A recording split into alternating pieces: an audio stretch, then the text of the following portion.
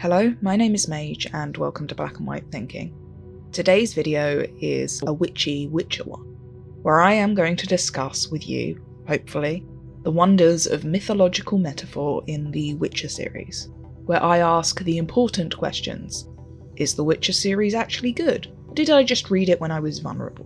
Where I discuss all my favourite things, including fire festivals for fire goddesses, Geralt and Yennefer's happy fun time, and obviously witches.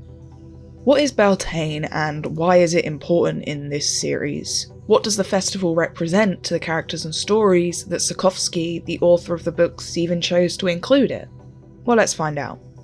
But first, for those outside of the know on Polish fantasy and Netflix adaptations, here is a very, very brief summary of the Witcher series.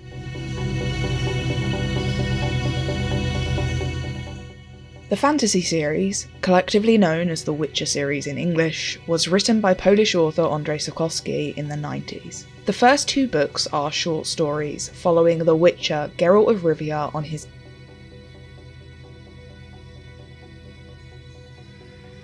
live contentiously together on one planet. Core is terrorising local people for easy and quick coin. Witchers are also mutants, having undergone experimentation as children, which makes them more fit to fight the monsters. Geralt is a grumpy sod who thinks life is a bunch of miserable people doing miserable stuff, and we follow him as he makes a friend, falls in love, and accidentally adopts a magical child who might end the world.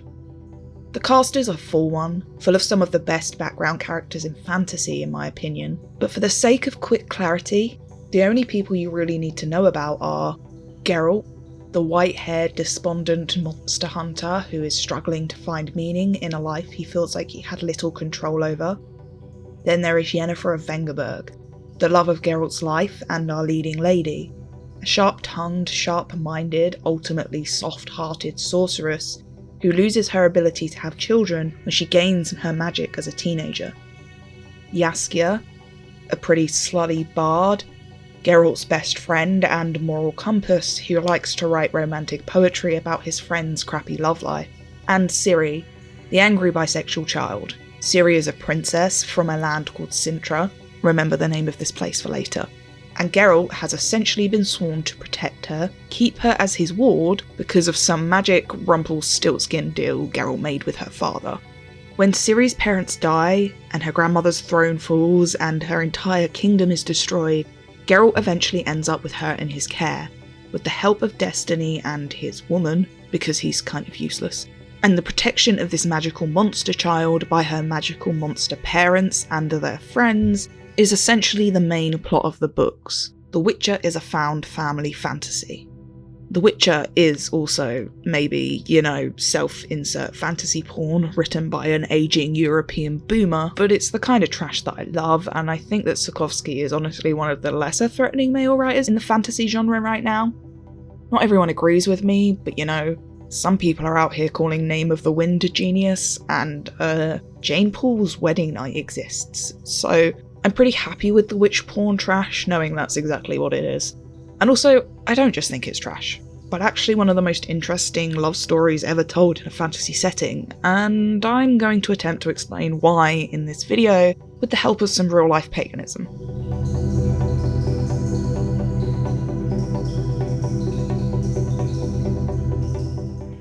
So what is Beltane? Beltane is a pagan festival, specifically Celtish and generally European, celebrated in the Northern Hemisphere at the beginning of summertime, May 1st specifically, hence its localised name of Mayday. Beltane is a fire and fertility festival, traditionally celebrating the return of the warmth and the light, and the fertility of the cattle and, more importantly, being totally debaucherous in the name of the shining sun god. Communities would come together back in the day to eat, drink, fuck, and burn two huge special fires in their town square, which they would herd their cattle through and stage a fake wedding around to bless them. The wedding would take place between two villagers dressed as the May King and the May Queen, representations of Celtic gods. Bonfire and booze is what Beltane is all about, where people would visit holy wells in hopes to be blessed by the magic waters. where they would leave gifts and treats out for the Aishī who were most powerful on May 1st. Beltane was to the living what Samhain or Halloween is to the dead within the pagan mythos. Obviously, Beltane, having been celebrated for essentially millennia at this point, has gone about cultural tweaking, but this pretty much covers the basics for what we need to talk about in this video. Sources below. It's a festival for mother goddesses, for fertility, for fire, for cows, etc. Now, this pagan festival, like all of them, is used as part of the backdrop of the Witcher series. The calendar of the continent being based on the pagan calendar and the more recently recognised and organised neo-pagan Wheel of the Year. And Sapkowski uses not only these festivals to mark the passing of time and the important dates and events in his story, but he also uses the mythology of certain holidays themselves to aid his prose.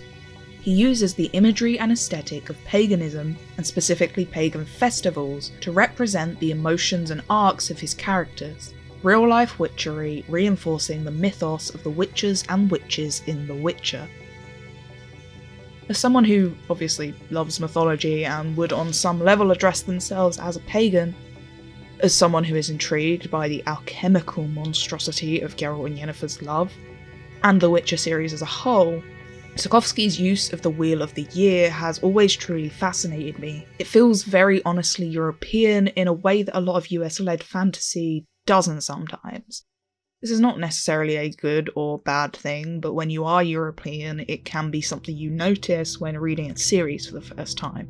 Sapkowski's understanding of Eurocentric mythology feels more organic to me than some of his peers. How Sapkowski chooses to use Beltane as a storytelling tool, as a prop in the far larger narrative, has always fascinated me the most. Beltane, as I discussed at the beginning of this video, is a festival of light and life, a festival of fertility, and Sapkowski uses it in a book with a really heavy thematic focus on fertility. He uses it to represent the connection between Ciri and her parents, and how they are all connected by destiny as a family. Geralt, who is infertile because of the mutations he underwent as a child. Yennefer, sterilised when she gained her magic as a child. And Ciri, the child whose potentially magic gene could pass on to any children she might have. The girl Yennefer and Geralt come to be parents to, the girl who they spend years murdering and almost dying for, in order to protect Ciri's own right to choose what to do with her body, because she is being hunted by creepy people who want to force her to have her own magical babies. Ultimately, Beltane represents that this is a story about how people cannot escape the hand of fate, and sometimes witches are the first people to know that.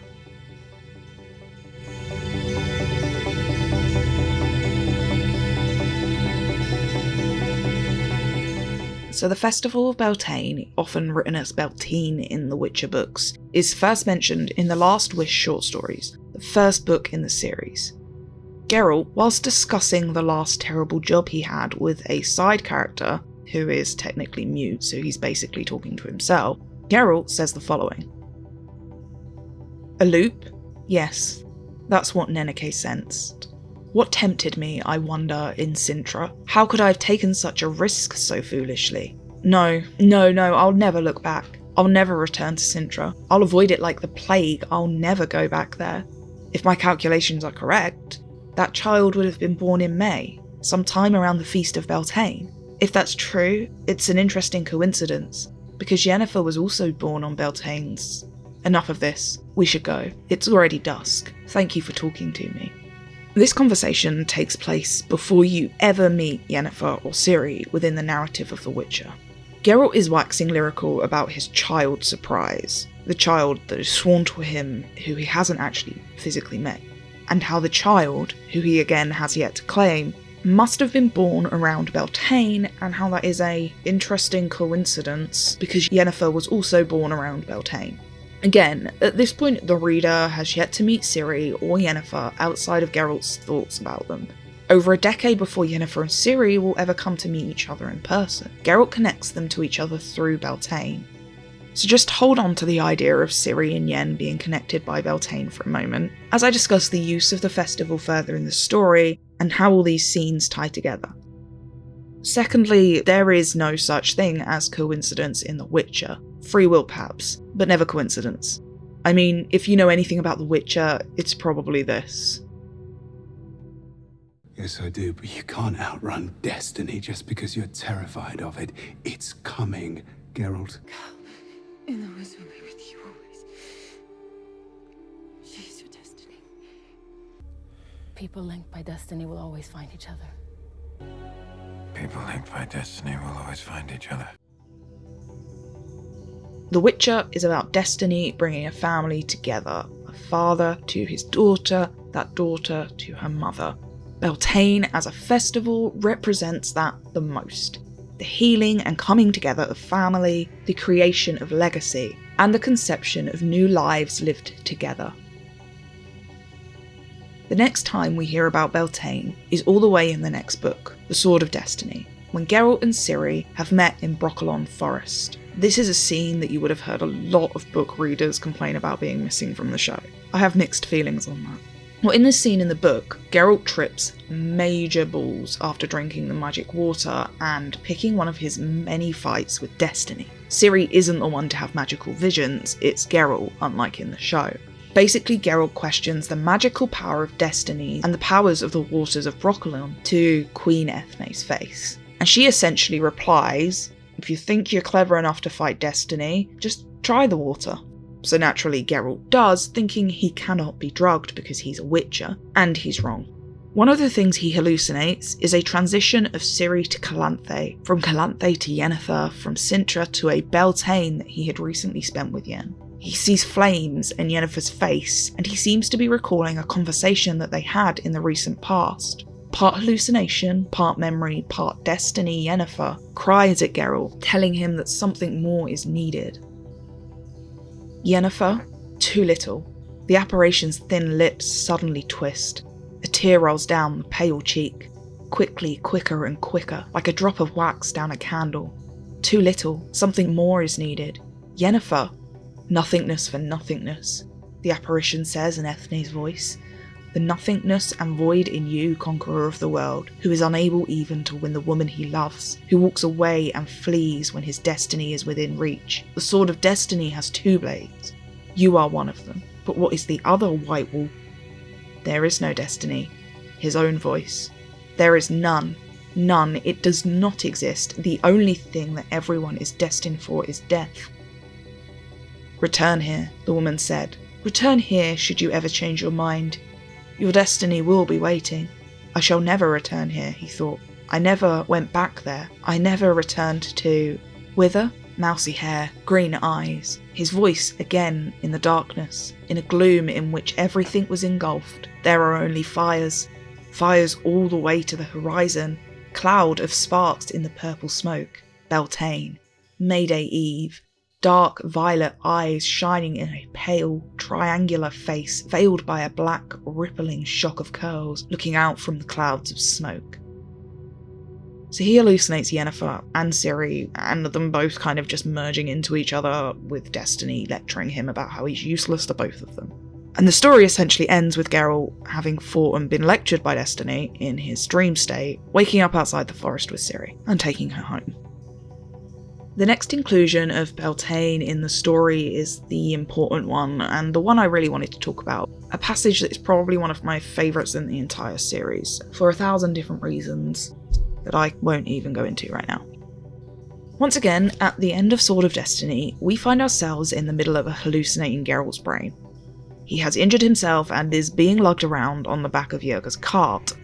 Geralt, injured and delirious, calls for Yennefer as he did when he was injured at the back of the beginning of the first book, and he recalls the Beltane we were given a little peek of earlier in the book in Brokilon. Taking a break for context briefly, we are at a moment in the books now where Geralt and Yennefer have been on and off for years, and a big reason they haven't stayed together is because Geralt is determined to follow the solitary Witcher path, and Yennefer wants to reverse the damage done to her body so she is able to biologically have a child. The dramatic reasons for this I'll get into, but at this point in the story, Yennefer and Geralt meet at Beltane, and they haven't seen each other in a year. and they are both emo as hell, self-harming via Beltane, two depressed goths sad about their inability to procreate and create life in the most traditional sense, surrounding themselves with fertility and floundery, both trying to throw themselves into the flows of debauchery that they are outsiders to. So Geralt and Yennefer meet at Beltane, and he just wants to be with her. He misses and loves her, and if one night reminds him of that, it's the orgy festival where everyone is watching the May King and Queen make out, or blowing up fireworks, or just blowing each other. Yennefer ditches the young lover on her arm and agrees to talk to Geralt, but states very clearly that they cannot come together, and I mean that literally, because, well, it's Beltane, Geralt. Geralt suggests a one-night Beltane stand can't hurt that much. Yennefer says it will open old wounds. Yennefer knows what spending Beltane with someone who you truly love means, and she's alien to that. She thinks her and Geralt are more important than that. Geralt knows this all to be true too, but he misses Yen and is one horny witcher. Beltane. What am I doing here? A star shone in the dark, sparkling, drawing his gaze. The medallion around the witcher's neck vibrated. Geralt involuntarily dilated his pupils, his vision effortlessly penetrating the obscurity. She was not a peasant woman. Peasant women did not wear black velvet cloaks. Peasant women carried or dragged into the bushes by men, screamed, giggled, squirmed, and tensed their bodies like trout being pulled out of the water. None of them tended to give the impression that it was they who were doing the leading. Peasant women never wore velvet ribbons or diamond-encrusted stars of obsidian around their necks. Yennefer, wide open, violet eyes blazing in a pale triangular face. "Oh, Beltane," she snapped suddenly, and he felt the arm she was pressing against his chest stiffen and tauten. They're enjoying themselves. They're celebrating the eternal cycle of nature regenerating itself, and us, what are we doing here? We relics, doomed to obliteration, to extinction and oblivion. Nature is born again, the cycle repeats itself, but not for us, Geralt. We cannot reproduce ourselves. We were deprived of that potential. We were given the ability to do extraordinary things with nature, occasionally literally against her, and at the same time what is most normal and simple in nature was taken from us both. What if we live longer than them? After our winter will come the spring, and we shall not be reborn. What finishes will finish along with us. Both you and I are drawn to these bonfires, though our presence here is a wicked, blasphemous mockery of this world. Yennefer and Geralt, ultimately unable to part from one another, Geralt being convincing, do spend the night of Beltane together, both trying to be semi-normal for one evening, but both ultimately ending up back in the maudlin place they tend to find themselves in, if you couldn't guess from that last quote. Two lovers eternally doomed to intertwine painfully. Yen, she sighed again.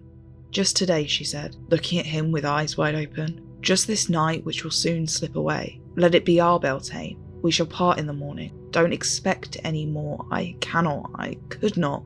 Forgive me if I hurt you. Kiss me and go away. If I kiss you, I won't go away. I was counting on that. As the morning comes and they prepare to part, they discuss a moment from their past. A moment found in the show where villain Trenton Mirth, the Golden Dragon, tells Geralt and Yennefer that though they are destined to be together, they will never quite be, essentially. That destiny is rarely ever that simple. And their final conversation on Beltane goes as such. "We're made for each other," she whispered. "Perhaps we're destined for each other, but nothing will come of it. It's a pity, but when dawn breaks, we shall part. It cannot be any other way. We have to part so as not to hurt each other. We two, destined for each other, created for each other. Pity. The ones or one who created us for each other ought to have made more effort. Destiny alone is insufficient. It's too little. Something more is needed. Forgive me, but I had to tell you. I know. I knew it was senseless for us to make love. You're wrong. It wasn't, in spite of everything. Ride to Sintra, Geralt. What? Ride to Sintra. Ride there, and this time don't give up. Don't do what you did then, when you were there. How do you know I was there? I know everything about you. Have you forgotten? Ride to Sintra. Go there as fast as you can. Fell times are approaching, Geralt. Very foul. And you cannot be late.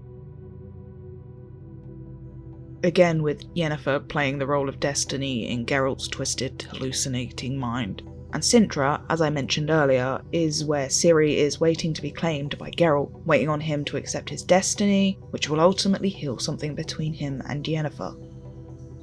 After this interaction, the final mention of Beltane comes after Geralt wakes healed by his mother Visenna. Him and Yerga discuss the Battle of Sodden Hill, the second one technically, and how 4 sorcerers died there fighting off an army. Yerga comments something along the lines that every May, every Beltane, a fire will now burn for the 14 of the hill.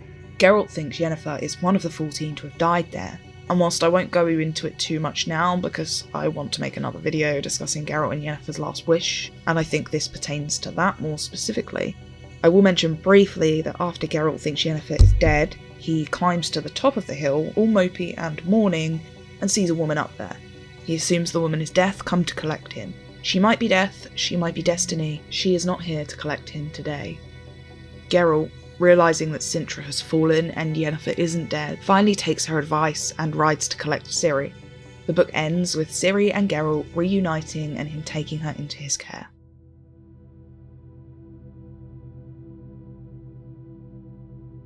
So I care. Why pay any attention to a fire festival serving as a fairly obvious metaphor? Well, mostly because in my opinion these books are actually far cleverer than people give them credit for. I think part of that has to do with the fact that they have only been known in the English language for about a decade. Beltane is the story. The story of a family just as strong as the one built on biology. The Witcher is a story about this family finding each other through fate, and Sapkowski tells you that from the get-go.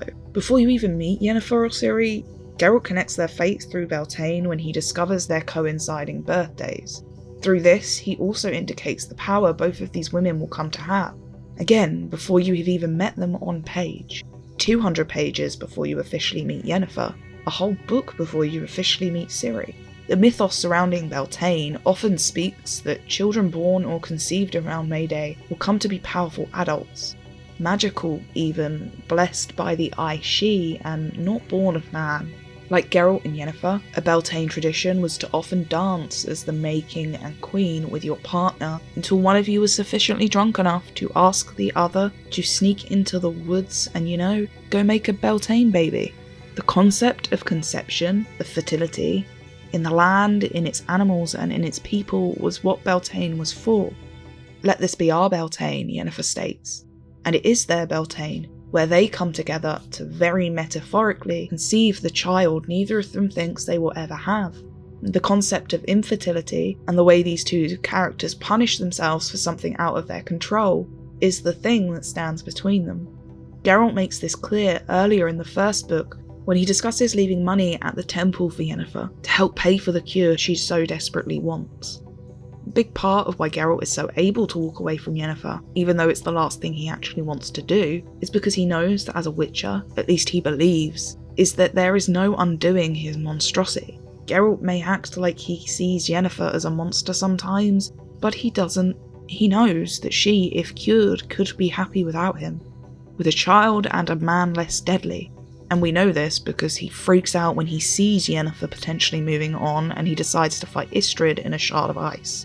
I'm slightly sidetracked, I have a lot of feelings about Yennefer and Geralt, sue me. Yennefer and Geralt only meet because of a djinn Yennefer is trying to control because she wants to have a child.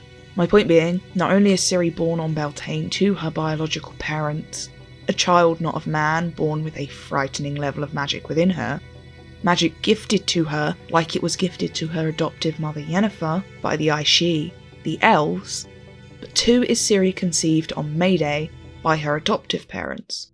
The Baron God and Goddess who tied together in death by Geralt's wish are brought together in life by Ciri, by their Beltane baby. Beltane is what Sapkowski uses to tell us that Geralt and Yennefer, along with Ciri, are ultimately always better together, though life may try and tear them apart.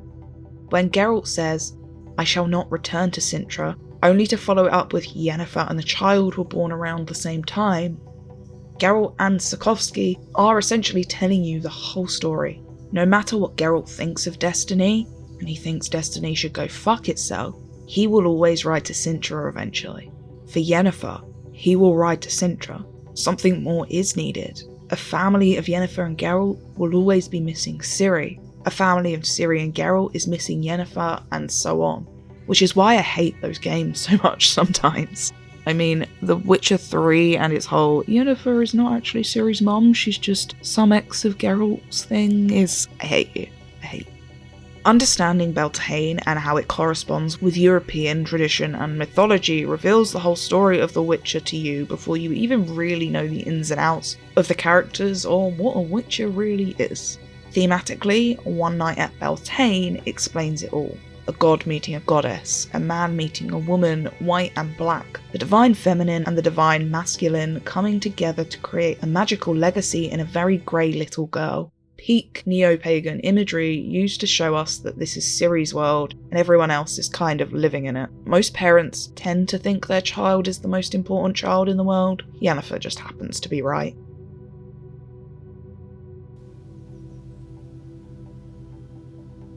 Who is Yennefer? My name is Mage, this was Black and White Thinking. If you enjoyed this video, please comment, like, subscribe, check me out, those links, all those things that people say to do. Thank you, this was awkward, bye.